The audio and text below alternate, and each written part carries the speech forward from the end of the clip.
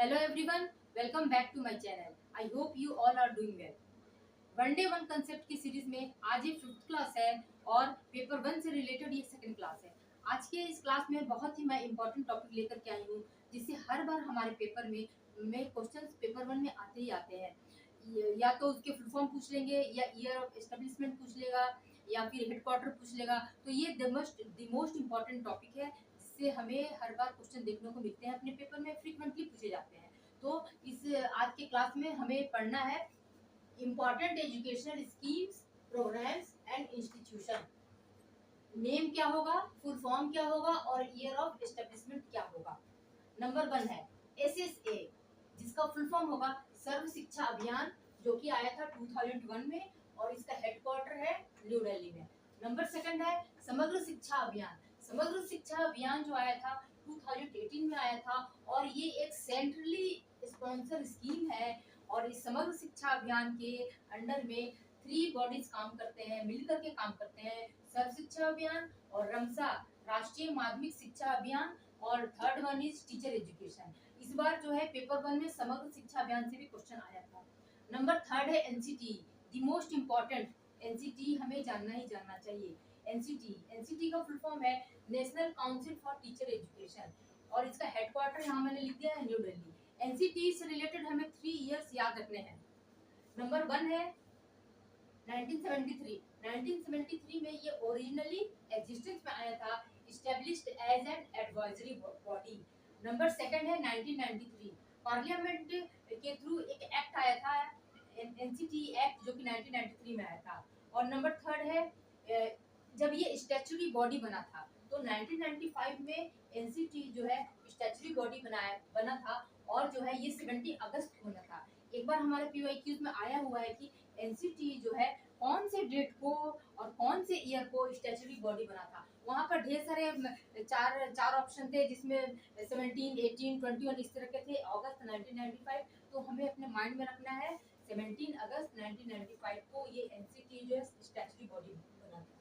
यहाँ पर जो मैंने एक लिखा है एडवाइजरी बॉडी, और यहाँ लिखा है मैंने एक स्टैच्यूटरी बॉडी, और एक होता है ऑटोनोमस बॉडी। तो इन तीनों बॉडी में क्या बेसिक डिफरेंस होते हैं, ये हमें पता होना चाहिए। जिस तरह से मैंने आपको कमीशन और कमेटी में बेसिक डिफरेंस बताया था, उसी तरह मैं क्लास में एडवाइजरी बॉडी, ऑटोनोमस बॉडी और स्टैच्यूटरी बॉडी में डिफरेंस आपको बताऊंगा। नंबर 4 है NAAC। NAC का फुल फॉर्म जो रहेगा national assessment and accreditation council, जो कि आया था 1994 में, सितंबर में आया था, सितंबर 1994 में आया था। और इसका हेडक्वार्टर बेंगलुरु में है। और जो है NAC को जो है फंडिंग करता है UGC, funded by UGC, university grant commission. तो इतना मैंने अभी 4 आपको इन्फॉर्मेशन बताया है जो मोस्ट इम्पोर्टेंट है। Let's move to the another point. Number 5 is NCERT। इसका फुल फॉर्म होगा national council of educational research and training, और ये आया था 1961 में बाय गवर्नमेंट ऑफ इंडिया, और हेडक्वार्टर रहेगा इसका न्यू दिल्ली में इसका हेडक्वार्टर है। Number 6 is NIEPA, NIEPA, NIEPA का फुल फॉर्म है national institute of educational planning and administration, और ये आया था 1962 में, और इसका भी हेडक्वार्टर है न्यू दिल्ली में। तो हमें जो है ईयर ऑफ एस्टेब्लिशमेंट जो है रिलेट करके माइंड में रखनी है। जैसे मैंने बताया NCERT 1961 में आया, तो देन जस्ट इसके बाद में नीपा जो है 1962 में आया। तो दोनों को हम साथ याद रख सकते हैं कि NCERT 1961 में और नीपा 1962 में। इस तरह से हमको एक दूसरे को रिलेट करके माइंड में रखना है। नंबर 7 SCERT का फुल फॉर्म रहेगा state council of educational research and training. ये जो SCERT आया था वो आया था, ईयर ऑफ एस्टेब्लिशमेंट जो है इसकी 1988, और इसका हेडक्वार्टर भी है न्यू दिल्ली में। नंबर 8 तो है CBSE का फुल फॉर्म रहेगा the central board of secondary education, और ये जो है आया था 1 जुलाई 1962 को, और इसका हेडक्वार्टर न्यू दिल्ली में है। एक बार हमारे पेपर 1 में PYQs में ये CBSE आ चुका है। और नंबर 9 है AICTE का फुल फॉर्म रहेगा all India council for technical education, जो कि आया था नवंबर 1945 को आया था। और AICTE को स्टैट्यूटरी स्टेटस कब मिला था, वो मिला था उसको 1987 में। और नंबर 10 इज CABE। इसका फुल फॉर्म रहेगा the central advisory board of education, इसका ईयर ऑफ एस्टेब्लिशमेंट है 1920। तो 10 तक मैंने यहाँ बता दिया। Now let's move to another point. Number 11 is CSIR। इसका फुल फॉर्म क्या है? The council of scientific and industrial research, जो कि आया था सितंबर 1942 को। उसके बाद नंबर 12 है रमसा, RMSA, रमसा। रमसा का फुल फॉर्म है राष्ट्रीय माध्यमिक शिक्षा अभियान, जो कि आया था 2009 में। उसके बाद नंबर 13 है रूसा, RUSA, रूसा। रूसा का फुल फॉर्म रहेगा राष्ट्रीय उच्चतर शिक्षा अभियान, जो कि आया था 2013 में, 2013 में। उसके बाद नंबर 14 है mid day meal scheme, MDM, mid day meal scheme. Mid day meal scheme जो आया था वो आया था 15 अगस्त 1995 को आया था। और इस मिड डे मील स्कीम जो है एक सेंट्रली स्पॉन्सर प्रोग्राम है इंडिया में। और मिड डे मील स्कीम को रीनेम किया गया था, रीनेम करके इसका नेम को चेंज करके नाम रखा गया था पीएम पोषण। पीएम पोषण का फुल फॉर्म रहेगा प्रधानमंत्री पोषण शक्ति निर्माण, जो कि इसका रीनेम किया गया था सितंबर 2021 को इसको रीनेम किया गया था। और इस बार जो है जो जून में एग्जाम हुआ है उसमें जो है इसका रीनेम से क्वेश्चन आया हुआ है। उसके बाद 15 है मेरू, MERU, मेरू। मेरू का फॉर्म रहेगा multi disciplinary education and research in university. ये जो है NEP 2020 में इसका मेंशन है, इसको मेंशन किया गया है मेरू को। और नंबर 16 है AISSE। इसका फुल फॉर्म है all India survey of higher education, जो कि आया था 2010 से लेकर के 2011 के बीच में आया था। उसके बाद यूनेस्को। यूनेस्को वेरी इंपॉर्टेंट, हमारे पेपर वन में अक्सर यूनेस्को का फुल फॉर्म पूछ देता है।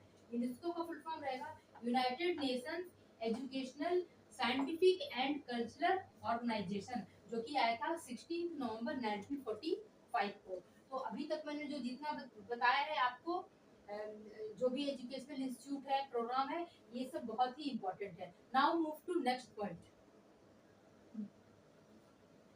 उसके बाद अब जो है कुछ रिसर्च ऑर्गेनाइजेशन है, रिसर्च ऑर्गेनाइजेशन इन इंडिया। इसमें यहाँ जो मैंने मेंशन किया है रिसर्च ऑर्गेनाइजेशन, इसको जो है पेपर वन में सीक्वेंस में लगाने के लिए आता है, बहुत इंपॉर्टेंट है, मोस्ट इंपॉर्टेंट। तो कुछ रिसर्च इंस्टीट्यूट के यहाँ पर नेम मैंने मेंशन किया है इंडिया का। नंबर 18 में जो रिसर्च इंस्टीट्यूट है वो है ICSSR। इसका फुल फॉर्म रहेगा Indian council for social science research, और ये जो आया था 1969 में एस्टेब्लिश हुआ था। नंबर 19 है IIAS। इसका फुल फॉर्म है Indian institute of advance studies, और ये जो आया था 1965 में आया था। जो फर्स्ट मैंने बताया ICSSR, उसका हेडक्वार्टर न्यू दिल्ली में है। और ये नंबर 9 पर जो है IIAS, इसका जो है हेडक्वार्टर शिमला में है, और ये एस्टेब्लिश हुआ था 1965 में। नंबर 20 है IIHR। IIHR का फुल फॉर्म क्या है? Indian institute of historical research.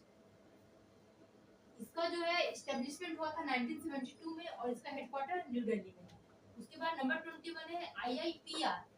तो इसका फुल फॉर्म है Indian institute of philosophical research, और ये आया था 1977 में, और इसका हेडक्वार्टर हैदराबाद में है। उसके बाद नंबर 22 है NCRI। तो इसका फुल फॉर्म रहेगा national council of rural institute, जो कि आया था 1995 में, और इसका भी हेडक्वार्टर है हैदराबाद। ये सबसे रिसेंट है 1995। और नंबर 23 है ICMR का फुल फॉर्म हो जाएगा Indian council for medical research. ये आप देख रहे हैं यहाँ पर, जैसे यहाँ पर HR है, PR है, MR है, तो सब में इंडियन इंस्टीट्यूट लगा रहेगा। स्टार्टिंग में HR से हिस्टोरिकल रिसर्च, PR से फिलोसॉफिकल रिसर्च, अब ये MR है तो medical research, Indian council for medical research. ये आया था 1911 में, और इसका हेडक्वार्टर न्यू दिल्ली में है। नंबर 24 है ICAR। अगेन AR आ गया, IC है तो Indian council for agriculture research. ये आया है 1929 में, और इसका हेडक्वार्टर न्यू दिल्ली में है। नंबर 25 है IISc बैंगलोर, जो हम लोग जानते हैं इंडियन इंस्टीट्यूट ऑफ साइंस, और ये जो है बैंगलोर में है, और इसका ईयर ऑफ एस्टेब्लिशमेंट है 1909। ये हमारे जितने हैं ये रिसर्च ऑर्गेनाइजेशन है इंडिया के, वेरी इंपॉर्टेंट, मोस्ट इंपॉर्टेंट है ये, इससे हमारे पेपर में अक्सर सवाल आता ही आता है। Now move to next point, number 26 है UGC। यूजीसी का फुल फॉर्म हम सबको पता है, यूनिवर्सिटी ग्रांट कमीशन, जो कि आया था। यूनिवर्सिटी ग्रांट कमीशन से हमें 2 ईयर मेंशन मैंने यहाँ किया है और दोनों ईयर को हमें ध्यान में रखना है। नंबर 1 है एक जो है जिस ईयर में वो एस्टेब्लिश हुआ था, 28 दिसंबर 1953 को यूजीसी एस्टेब्लिश हुआ था। और जो जब वो स्टैच्यूटरी बॉडी बना था तो वो 1956 में स्टैच्यूटरी बॉडी बना था, नवंबर 1956 में। तो हमारे पीवाईक्यूज में दोनों दोनों ईयर से एग्जाम में पेपर आते हैं एग्जाम में। कभी कभी सीक्वेंस में 56 के अकॉर्डिंग देगा, कभी कभी सीक्वेंस में 53 के अकॉर्डिंग देगा। तो दोनों ईयर जो है हमें अपने माइंड में रखना है। और इस यूजीसी के अभी जो रिसेंट जो है अभी चेयरमैन है डॉक्टर विनीत जोशी, ये हमें ध्यान में रखना है। विनीत जोशी जो है हमारे चेयरमैन है। और एक बात यूजीसी से है, यूजीसी जो है यूजीसी ग्रांट कमीशन, ये यूजीसी जो था 1948 से पहले ये यूजीसी कमेटी थी, कमीशन नहीं था। तो इसको कमीशन के लिए रिकमेंडेशन जो दिया था वो जब एजुकेशन के बाद फर्स्ट कमीशन आया था ना, यूनिवर्सिटी एजुकेशन कमीशन, जिसके चेयरपर्सन थे सर्वपल्ली राधाकृष्णन। तो राधाकृष्णन ने रिकमेंड किया था कि यूजीसी ग्रांट कमेटी को कमीशन बना दिया जाए। तो ये बात हमें अपने माइंड में रखनी है कि इसको कमीशन बनाने के लिए राधाकृष्णन ने रिकमेंड किया था। नंबर 27 है NIOS, नायोस का है national institute of open schooling, जो कि एस्टेब्लिश हुआ था 1989 में। नंबर 28 है CEC का क्या फुल फॉर्म है, कंसोर्टियम फॉर एजुकेशनल कम्युनिकेशन, जो कि आया था 1993 में। उसके बाद नंबर 29 मोस्ट इम्पोर्टेंट स्वयं का फुल फॉर्म हमेशा हमारे पेपर में आता है, पेपर 1 में। स्वयं का फुल फॉर्म होगा study waves of active learning for young and aspiring minds. और ये जो आया था डेट के साथ हमें याद रखना है, 9 जुलाई 2017। ये हमारे पेपर में आता है 9 जुलाई 2017। और नंबर 30 है मूक भी एक बार हमारे पेपर में आएगा। मूक का फुल फॉर्म है, सबको पता है, मैसिव ओपन ऑनलाइन कोर्सेज, जो कि आया था फर्स्ट बार इंट्रोड्यूस हुआ था 2008 में। उसके बाद नंबर 31 है नीति आयोग। नीति आयोग में नीति का क्या फुल फॉर्म है ये भी आता है, national institute for transforming India. इससे रिलेटेड भी हमें 2-3 बातें ध्यान में रखनी है। ये जो है नीति आयोग कब आया था, 15 अगस्त 2014 को आया था। और इसका हेडक्वार्टर न्यू दिल्ली में है। और इसका अनदर नेम भी है, और NITI Aayog is also called think tank of India. And number 32 is SATHEE, SATHEE, SATHEE का फुल फॉर्म क्या रहेगा, self assessment test and help for entrance exam. SATHEE का फुल फॉर्म ये रहेगा और ये आया है 2023 में। उसके बाद नंबर 33 है नेपटेल, NPTEL। नेपटेल का फुल फॉर्म हो जाएगा national programme on technology enhanced learning, जो कि आया था 1999 से लेकर 2003 के बीच में ही आया था। ये मैं आपको जितने भी फुल फॉर्म्स बता रही हूँ, सिर्फ हमें फुल फॉर्म्स तक ही नहीं रहना है कि ऐसे ऐसे 2001 में आया था, NCT 1995 में आया था, रमसा, रूसा, यूजीसी, स्वयं, ये सब के सिर्फ हमें फुल फॉर्म ही नहीं जाने हैं, हमें इसके बारे में भी जानना है कि इन सब बॉडीज के ऑर्गेनाइजेशन के क्या क्या फंक्शंस है, ऑब्जेक्टिव है, हायर एजुकेशन के फील्ड में इन्होंने क्या रिकमेंड किया, क्या इनका योगदान है। तो हमें ये सारे जो एजुकेशनल स्कीम्स, प्रोग्राम्स या इंस्टीट्यूट जो भी है उनके बारे में हमें डिटेल में पढ़ना होगा। अभी तो मैं आपको सिर्फ इसके ईयर ऑफ एस्टेब्लिशमेंट और फुल फॉर्म बता रही हूँ। आगे के और वीडियोस में मैं 1 बाय 1 सबके बारे में बताऊंगी। जैसे रूसा है, रूसा जो है राष्ट्रीय उच्चतर शिक्षा अभियान, ये क्या करता है, सिर्फ हमारे लिए उसका फुल फॉर्म और ईयर ऑफ एस्टेब्लिशमेंट को जानना ही ज्यादा नहीं है कि हाँ बस हमने डाल दिया, इसका फॉर्म जान लिया हो गया, नहीं, हमें उसके बारे में फंक्शंस, ऑब्जेक्टिव सब जानना है। तो मैं आगे की वीडियोस में ले आऊंगी। Now move to next one, number 34 है NITTTR। इसका फुल फॉर्म क्या रहेगा, national institute of technical teachers training and research. ये जो है इसका ईयर ऑफ एस्टेब्लिशमेंट है 1964। उसके बाद नंबर 35 है HECL। इसका फुल फॉर्म है higher education commission of India. उसके बाद है नंबर 36 NHERC, इसका फुल फॉर्म है national higher education regulatory council. उसके बाद नंबर 37 है NAC, national accreditation council. Number 38 है GEC का फुल फॉर्म है जनरल एजुकेशन काउंसिल। और नंबर 39 है HEGC का फुल फॉर्म है हायर एजुकेशन ग्रांट काउंसिल। तो ये जो है यहाँ से 35 से लेकर 39 तक जो है वो सारे NEP 2020 में मेंशन है। यहाँ मैंने ब्रैकेट लगा करके लिख दिया 2020 में मेंशन है।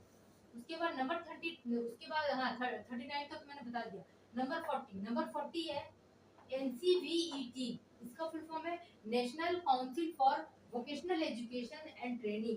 ये आया था 2018 में 2018। उसके बाद नंबर 14 है CIET, इसका फुल फॉर्म रहेगा central institute of educational technology, जो कि आया था 1984 में। उसके बाद है DPEP, most important star mark लगाकर आप अपने नोट्स में ऐड डाउन कीजिए। DPEP जो है हमारे पेपर 1 में क्रोनोलॉजी में लगाने के लिए आएगा, या फुल फॉर्म आएगा, ईयर ऑफ एस्टेब्लिशमेंट आएगा, किसी न किसी फॉर्म में हमारे पेपर में रहता ही रहता है। DPEP का फुल फॉर्म रहेगा डिस्ट्रिक्ट प्राइमरी एजुकेशन प्रोग्राम, जो कि आया था 1994 में। ऐसे भी क्वेश्चन आता है कि DPEP किस पर्पस के लिए था, तो प्राइमरी एजुकेशन के लिए था, ये हमें ध्यान रखना है। नंबर 43 DETE का क्या है, नेशनल एजुकेशनल टेक्नोलॉजी फोरम, जो कि ये भी इसको भी मेंशन किया गया है NEP 2020 में। तो यहाँ पर मैंने इतने सारे बताए, इसमें जो है 4 यहाँ पर, 5 यहाँ पर, और लास्ट में जो एक है वो NEP 2020 में मेंशन है, इतना मैंने लिख दिया है। Now move to next point. Number 46 है मार्गरेट कजिन्स। अभी मैंने जो 46, 47, 48, 49 ये जो मैंने 4 कमिटीज लिखे हैं ना, ये वुमेन एजुकेशन से रिलेटेड है, महिला शिक्षा से रिलेटेड है। ये 4 जो है कमिटीज वेरी इंपॉर्टेंट, पेपर 1 में इससे क्वेश्चंस आते ही हैं। नंबर 46, 47, 48 एंड 49 मैंने स्टार लगा दिए। ये चारों जो कमिटी है, ये वुमेन एजुकेशन से रिलेटेड है। और ये जो फर्स्ट है मार्गरेट कजिन्स, ये जो है ना एक बार पेपर 1 में ना ये ऑप्शंस में मेंशन थे मार्गरेट कजिन्स, इसके बारे में हम बहुत ज्यादा फेमिलियर नहीं है, इसीलिए इसका ईयर ऑफ एस्टेब्लिशमेंट मैंने लिख दिया है, ये ऑप्शन में थे। मार्गरेट कजिन्स जो आया था वो 1927 में आया था। और दुर्गाबाई देशमुख कमेटी ये आया था 1958 में। उसके बाद 48 है हंसा मेहता कमेटी, ये आया था 1962 में। उसके बाद 49 नंबर में भक्त वत्सल कमेटी जो आई थी 1963 में आई थी। ये चारों जो है वुमेन एजुकेशन से रिलेटेड है। नंबर 50 जो है मैथ्यून कॉलेज, जो कि कलकत्ता में है, 1849 में एस्टेब्लिश हुई थी। और इसको जो एस्टेब्लिश किया था उनका नाम है JED मैथ्यून। इनका पूरा नाम है जॉन इलॉट ड्रिंक वाटर मैथ्यून। इन्होंने इस कॉलेज को एस्टेब्लिश किया था 1849 में। नंबर 51 है सेंट्रल हिंदू स्कूल जो है बनारस में है, उसका एस्टेब्लिशमेंट हुआ था 1898 में। और इसको कौन एस्टेब्लिश किया था, एनी बेसेंट ने इसको एस्टेब्लिश किया था। एनी बेसेंट के बारे में हमें और भी आगे पढ़ना है कि कौन है, कहाँ से आई है। ये एक एरिस लेडीज थी, आई है और यहाँ इंडिया में आकर के उन्होंने बहुत सारे फंक्शन किए, बहुत सारे वर्क किए एजुकेशन के फील्ड में। तो एनी बेसेंट के बारे में हम पढ़ेंगे। नंबर 52 है संस्कृत कॉलेज बनारस जो है वो 1791 में एस्टेब्लिश हुआ था। नंबर 53 है फोर्ट विलियम कॉलेज जो है 1800 में आया था और ये कोलकाता में है। नंबर 54 है एशियाटिक सोसाइटी ऑफ बंगाल, ये आया था 1784 में, कोलकाता में है। उसके बाद नंबर 55 है कलकत्ता मदरसा, या इसको कहते हैं आलिया मदरसा, ये भी जो एस्टेब्लिश हुई थी 1718 में, ये कोलकाता में है। तो यहाँ पर कुछ जो है कॉलेजेस जो है वो प्री इंडिपेंडेंस के हैं। मैथ्यून college, central school of Banaras, ये 1898, ये 71 में, ये 1800 में, 1784 में, 1781 में। ये यहाँ पर कुछ कॉलेज जो मेंशन मैंने किया है वो प्री इंडिपेंडेंस है। Now move to next point. Number 56 है काउंसिल ऑफ एजुकेशन का एस्टेब्लिशमेंट डेट है 1871। नंबर 57 है जादवपुर यूनिवर्सिटी, जो कि कोलकाता में है, 1906 में एस्टेब्लिश हुआ था। जादवपुर यूनिवर्सिटी जो है सेंट्रल यूनिवर्सिटी है। नंबर 58 में मैंने लिखा है कोठारी कमिटी। जैसे मैंने पोस्ट इंडिपेंडेंस में बताया था ना आपको, कोठारी एजुकेशन कमीशन जो कि आया था 64-66 में, लेकिन यहाँ मैंने कमिटी लिखा है। कमीशन और कमिटी में आपको डिफरेंस पता है, तो ये पीवाईक्यूज में मेंशन था एक बार। कोठारी कमिटी आई थी 1961 में, इसको आपको ध्यान रखना है। आप कमीशन और कमिटी, कोठारी कमीशन और कोठारी कमिटी दोनों में हमें कंफ्यूज नहीं करना है, दोनों डिफरेंट है। तो आप जहाँ कोठारी कमीशन अपने नोट्स में ऐड किया होगा, वहाँ आप ये ऐड कर लीजिएगा कोठारी कमेटी 1961। उसके बाद इन्फ्लिबनेट कब आया था? इंफॉर्मेशन एंड लाइब्रेरी नेटवर्क, इसका फुल फॉर्म है, ये आया था 1991 में। उसके बाद नंबर 60 है डेले कॉलेज। डेले कॉलेज आया था 1882 में, ये इंदौर में है, इसका ओरिजिन 1870 में हुआ था एज ए रेसिडेंशियल स्कूल। इसका ओरिजिनेशन हुआ था, लेकिन फिर इसको रीनेम किया गया इसके ऑनर में, in the honour of sir Henry D Daly, तब उन्हीं के नाम पर इस कॉलेज का नाम रखा गया डेले कॉलेज। उसके बाद नंबर 61 में है सन स्टेफन कॉलेज, जो कि दिल्ली में है, 1881 में एस्टैब्लिश हुआ था। उसके बाद नंबर 62 है बंगाल नेशनल कॉलेज, ये है 1906 में, ये बंगाल में है। उसके बाद नंबर 63 है संत जेवियर्स कॉलेज, जो कि कोलकाता में है, 1860 में इसकी एस्टैब्लिशमेंट हुई थी। Number 64 is NLM national literacy mission, जो कि आया था 1988 में। उसके बाद 65 है एनएईपी का फुल फॉर्म हो गया नेशनल एडल्ट एजुकेशन प्रोग्राम, ये आया था 1978 में। Number 66 is HEFA HEFA।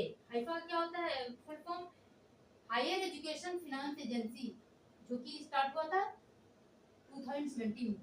ये सब जो मैंने कॉलेजेस लिखे हैं, जो कि कुछ पोस्ट इंडिपेंडेंस के हैं, मोस्टली प्री इंडिपेंडेंस के हैं, ये सारे जो कॉलेजेस हैं मैंने यूं ही इसमें मेंशन नहीं किए, पीवाईक्यूज में हमारे आए थे, जो कि क्लियरली हमारे सिलेबस में मेंशन नहीं है, बट हमारे पेपर में आ जाते हैं, तो पीवाईक्यूज से मैंने ये सब लिया है।